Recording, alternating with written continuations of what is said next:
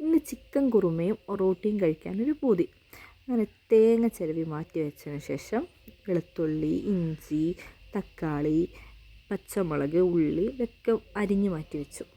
അതിനുശേഷം എണ്ണ ചൂടായതിനു ശേഷം ഒരു പിടി ഉലുവയിട്ട് ഇതൊക്കെ നന്നായിട്ട് വഴറ്റിയെടുക്കുക. ഇത്തിരി ഉപ്പും ഇട്ട് നന്നായിട്ട് വഴറ്റിയെടുക്കണം. വഴറ്റിയെടുത്തതിന് ശേഷം ആവശ്യത്തിനുള്ള കുരുമുളക്, മല്ലിപ്പൊടി, മഞ്ഞൾപ്പൊടി ഇട്ട് ആ പച്ചമണം മാറി മൂപ്പിച്ചെടുത്തതിന് ശേഷം ചിക്കൻ ഇട്ട് കൊടുക്കുക. ചിക്കൻ ഇട്ട് കൊടുത്തതിന് ശേഷം വെള്ളം ഒഴിക്കാതെ വേണം ചിക്കൻ ഇട്ട് കൊടുക്കാൻ. അടച്ചു വെച്ച് വേവിക്കുമ്പോൾ ആവശ്യത്തിനുള്ള വെള്ളം ചിക്കനിൽ നിന്ന് തന്നെ ഇറങ്ങിക്കോളും. അങ്ങനെ നന്നായിട്ട് ചിക്കൻ വെന്ത് ഈ മസാലയൊക്കെ ആയിട്ട് പിടിച്ചതിന് ശേഷം നമുക്ക് തേങ്ങാപ്പാൽ ഒഴിച്ചു കൊടുക്കാം. തേങ്ങാപ്പാൽ ഒഴിച്ച് അധികം തിളപ്പിക്കേണ്ട ആവശ്യമൊന്നുമില്ല. ഒന്ന് ചൂടാക്കിയതിന് ശേഷം കറിവേപ്പിലയും മല്ലിയിലയും ഇട്ട് ചൂടോടെ ഒറോട്ടി അങ്ങ് ചുട്ടെടുക്കുക.